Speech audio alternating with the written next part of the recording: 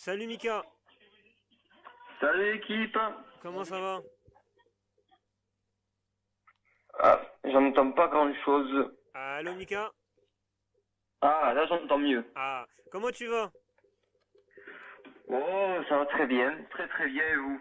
Ça va, ça fait longtemps qu'on t'avait pas eu à l'antenne. Pas mal Ah de, oui. ouais, et pas mal de sujets qu'on va évoquer avec toi. Et pour commencer, l'actu chaude, c'est le top 14, 9e journée. L'effet marquant de cette neuvième journée de top 14, Mika? Les faits les plus marquants, on va dire que Toulouse a retrouvé ses cadres et son jeu aéré, hein. Une grosse victoire 34-8 contre Clermont avec de très beaux essais dans la continuité de ce qu'ils avaient fait l'année dernière. Ouais, Donc Toulouse est en marche, Toulouse va revenir fort et pour le plus grand plaisir du beau jeu et des spectateurs. Lyon qui s'affirme de plus en plus comme un prétendant au titre qui a écrasé La Rochelle 45-17. Hein. ah ouais, Lyon qui est vraiment armé et qui a fait une très grosse impression avec notamment sa recrue Tuisova. ouais, Le derby parisien, hein, Stade Français Racing qui était un match primordial parce que c'est aussi le match du dernier contre l'avant-dernier. oula, Et une grosse victoire du Racing qui s'est imposée du coup au Stade Jean-Bouin, au Stade Français sur le score de 25-9 et qui enfonce un peu plus le Stade Français dans les bas-fonds du classement. ouais, Et on peut retenir aussi la victoire de Castres, très étriquée, 28-6 contre Brive, qu'il a échappé belle sur un fait de jeu en fin de match qui a offert la pénalité de la gagne à Castres, qui a eu très très chaud. Ensuite, on est sur des scores Toulon-Montpellier 19-19, hein, un match nul qui reflète pas forcément le match tellement qu'il y a une belle intensité. La victoire surprise de Pau à Bayonne 9-3, sachant que Bayonne qui est sur une belle dynamique, et la victoire sans appel de Bordeaux face à Agen 23-0. ah oui, oula, ouais, Jean, là, ils ont pris une sacrée rousse. Le derby de l'Aquitaine, ça sera pas pour cette année ni pour les prochaines, je Putain, pense. c'est Agen, ils ont pas filé des nions là? C'était comment dans les. Il n'y a pas assez d'agressivité, Ah c'est non, ça? non. Ouais, ouais, non. Et aux grandes dames de Non, il Riyad. n'y a pas photo au niveau des équipes surtout. Il y a quand même une classe d'écart. Oui, oui. Ah, faut les accrocher avant de rentrer sur le terrain, tu le sais, Mika. C'est ça. C'est ce Mika, qu'il faut faire. Mika, un mot sur le Stade français quand même, bon dernier de, tu l'as dit, de top 14. Là, est-ce qu'on peut s'inquiéter du maintien du Stade français dans l'élite? Mais clairement, il va falloir qu'ils se posent des questions parce que on sait que ça fait depuis 2 ans maintenant le top 14, il y a eu des choses qui ont été mises en place, notamment l'avant-dernier, jouer le match des barrages pour rester en top 14 contre le perdant de la finale de Pro D2. Sauf que ça fait 2 années que l'équipe de top 14 perd à chaque fois ces matchs-là et qui descendent. Donc en gros, les deux dernières places, souvent, c'est les deux équipes qui passent à la trappe. Et là, le Stade français est dernier avec 9 points, derrière Agen qui est 13e à 16 points. Ah oui, Donc on a déjà un écart au classement entre ces deux équipes ouais. et on a un écart aussi avec le 12e qui est Brive et qui a 18 points. Donc le Stade français qui n'arrive pas à gagner, qui a perdu d'ailleurs dernier match, son avant-dernier match, il avait perdu à Agen avec un match très morose de leur part. Là, ils n'ont pas su se réveiller, mettre l'intensité qu'il faut face au Racing, alors que c'est un des derbys les plus importants, un des matchs les plus importants pour eux. C'est extrêmement inquiétant, mais d'un côté, c'est attendu, parce que c'est une équipe où il y a eu un grand lessivage, où tous les cadres qui ont fait la renommée du Stade français sont partis ou ont été mis à la porte, pour repartir sur une nouvelle équipe, de nouveaux objectifs, sauf que le problème, c'est que ça prend pas.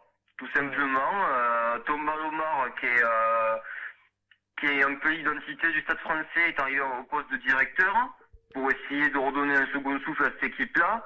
Mais pour l'instant, ça prend toujours pas et il va falloir vite s'en inquiéter parce qu'une saison, ça passe très très vite.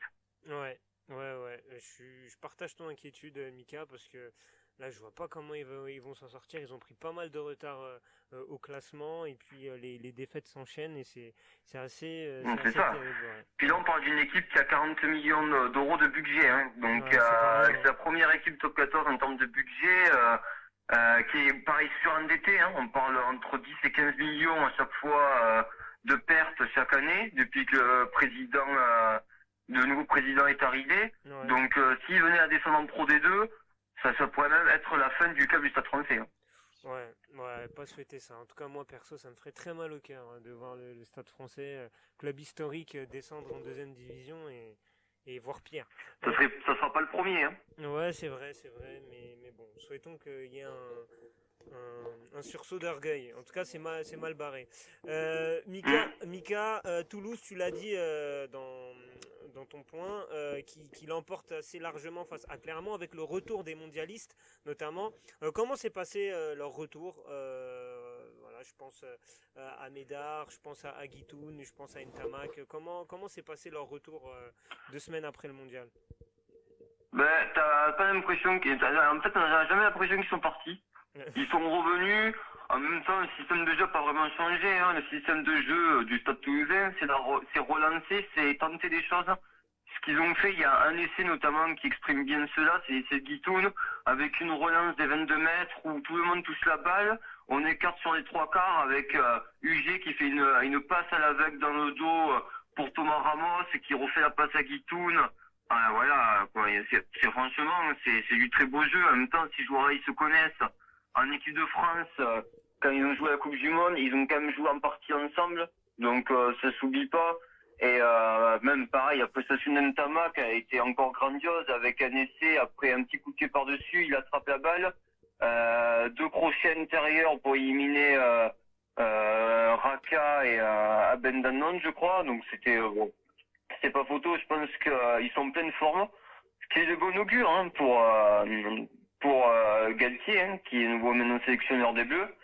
Donc on est très content de voir aussi ces joueurs s'épanouir. Voilà, comme disait Yoann Huget, les vacances c'est pour plus tard, une carrière de rugbyman c'est court, ils auront tout le temps d'en profiter à la retraite. Belle devise. Justement, on va rester avec nos rugbyman français et revenir sur la Coupe du Monde hein, qui s'est achevée la semaine dernière et la suite du coup pour notre 15 de France qui organise le prochain mondial en 2023. C'est quoi les pistes de travail, Mika, pour Fabien Galtier et son staff là en vue des prochaines échéances à venir? Donc là, bon, Fabien Galtier a présenté son staff, je crois, aujourd'hui, voilà, donc qui est composé de William Servat pour les avants, qui est composé de Labitte pour les arrières, de Sean Edwards, qui était l'entraîneur de la défense du Pays de Galles pour la Coupe du Monde et qui sera l'entraîneur de la défense pour l'équipe de France. Donc la ligne de conduite, elle va se faire, donc ils vont travailler avec les champions du monde des moins de 20 ans. Donc, ils vont mettre de plus en plus de place aux jeunes. On va rajeunir les cadres. On pense notamment à Charles Olivon, le numéro 7 de l'équipe de France situé du monde pour être capitaine, par son exemplarité, par ce qu'il a donné aussi pour revenir dans le groupe France. Voilà, ça va être une équipe, je pense, rajeunie, expérimentale. On va réaliser son tour à destination. On va repartir un peu de zéro, hein, on va se chercher un leader. Essayer de retrouver des bases de jeu. Aujourd'hui, sur les standards internationaux, on veut axer sur vitesse de déplacement offensivement et défensivement. Ce qui a pêché en équipe de France, notamment en défense, c'est en retard sur les placements. Et que du coup, on se fasse trouer à tout va, qu'on ne soit pas efficace sur 80 minutes. Donc, c'est pour ça que d'ailleurs, on a recruté un spécialiste de la défense gallois.